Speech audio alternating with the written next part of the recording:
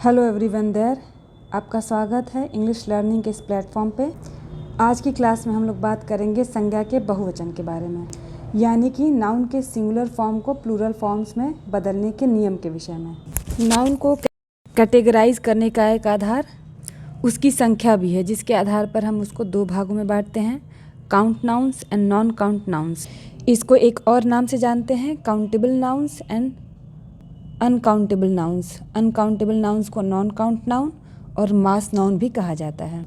जैसा हम सब जानते हैं, noun is a naming word, या संज्ञा वह शब्द है जिससे किसी व्यक्ति, स्थान, वस्तु, भावना या विचार को प्रकट किया जाता है। लेकिन जब इन्हीं व्यक्तियों, स्थानों, वस्तुओं, भावनाओं या विचारों की संख्या एक से ज़्यादा हो जाती है तो वे बहुवचन या प्लूरल बन जाते हैं। तो इंग्लिश लैंग्वेज में सिंगुलर को प्लूरल करने के कई नियम हैं, उन्हीं की चर्चा आज हम विस्तार से करेंगे। पहला आता है काउंट नाउन या काउंटेबल नाउन।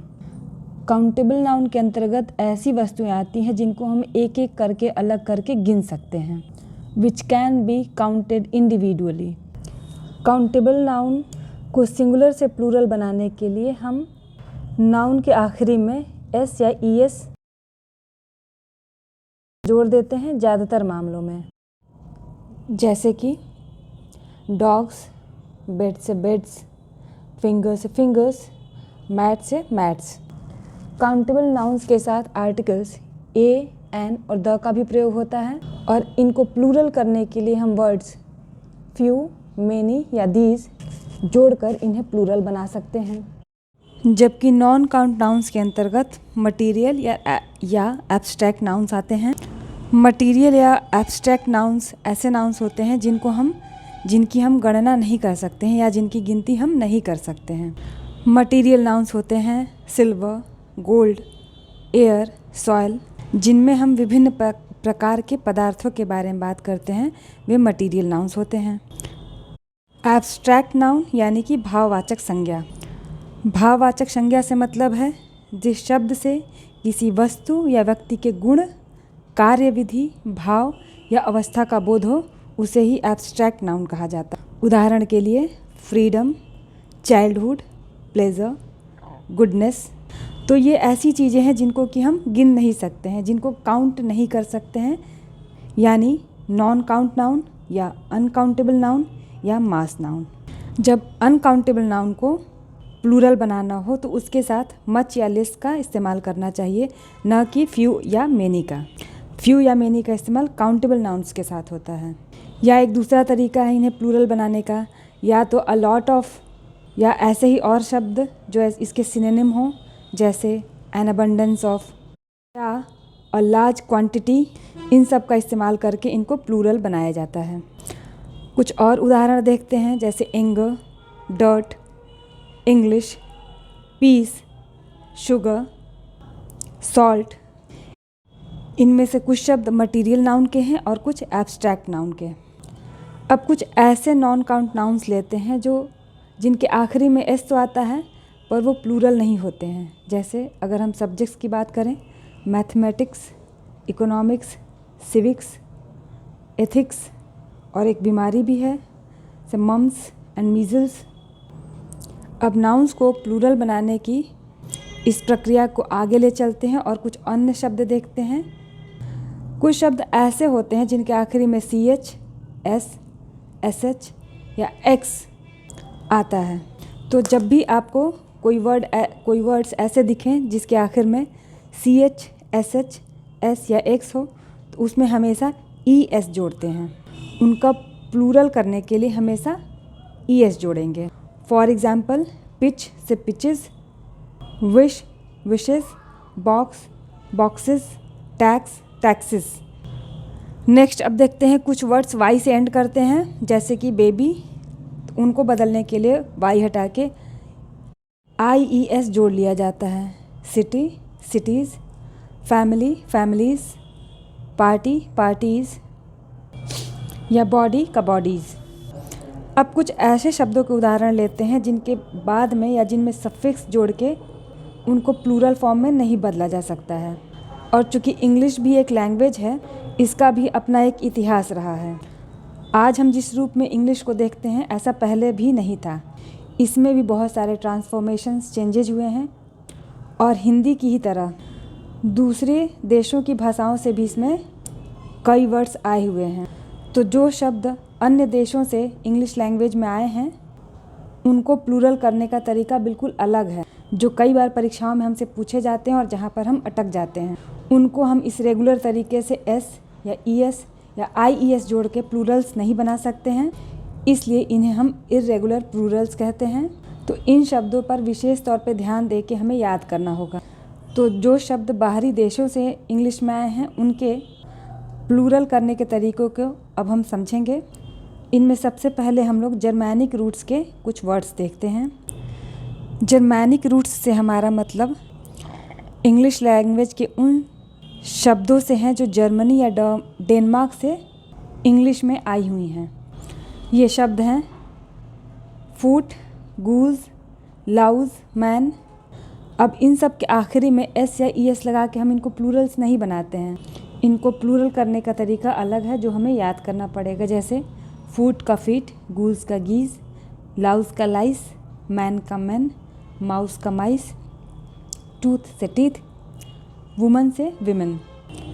चलिए कुछ अन्य प्रकार के और वर्ड्स देखते हैं। जैसे कि कुछ वर्ड्स जो होते हैं वो एफ से ख़त्म होते हैं। उनको प्लूरल करने का तरीका है कि आप एफ़ को हटा दीजिए और VES वहाँ पर लगा दीजिए। फॉर एग्ज़ाम्पल लाइफ का लाइफ्स, एल्फ का एल्फ्स, काफ का काफ्स। इसका एक एक्सेप्शन रूफ है। रूफ का रूफ्स नहीं होता है, वो हमेशा रूफ्स ही रहेगा। ROOFS। इंग्लिश में कुछ शब्द लैटिन लैंग्वेज से लिए गए हैं। ज़्यादातर ये साइंटिफिक वर्ड्स हैं, तो उनको भी आपको एज इट इज़ याद करना होगा जैसा कि उस लैंग्वेज में बताया गया है। चलिए कुछ उदाहरण लेकर समझते हैं।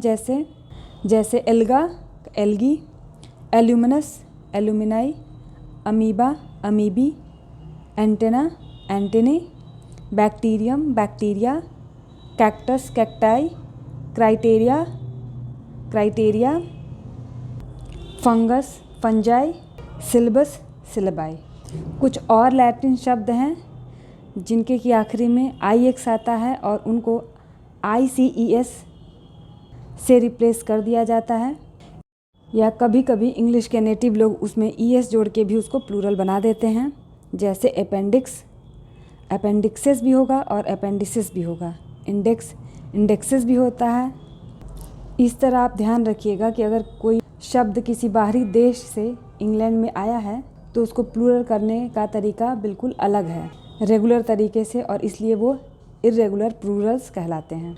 अब आगे कुछ ग्रीक ओरिजिन के वर्ड्स ले लेते हैं। इनमें से कुछ शब्द ऐसे हैं जिनका कि आखिरी में IS आता है और IS को हम लोग प्लूरल करते समय ES कर देंगे। For example axis, axis, analysis, analysis, crisis, crisis, basis, basis, Ellipsis, Ellipsis. इस तरह अब आपको समझ में आ रहा होगा कि इंग्लिश में सिंगुलर से प्लूरल करने के लिए इतने सारे तरीके क्यों अपनाए जाते हैं या इतनी भिन्नता क्यों है सिंगुलर से प्लूरल करते समय। चलिए कुछ और शब्द देखते हैं जिनके आखिरी में O आता है और उनको हम सिंगुलर से प्लूरल कैसे बनाएंगे। तो जब भी शब्द के आखिरी में O हो तो उसको केवल S जोड़ के हम लोग प्लूरल नहीं बना सकते हैं, O को हटाकर ES जोड़कर उसको प्लूरल करना चाहिए। For example hero, heroes, tomato, tomatoes, echo, echoes, potato, potatoes, veto, vetoes. अब इंग्लिश में कुछ ऐसे नाउन्स आते हैं या वर्ड्स हैं जो केवल प्लूरल फॉर्म में ही होते हैं और जिनका सिंगुलर फॉर्म होता ही नहीं है। ये शब्द हैं eye glasses, pants, trousers, seizures.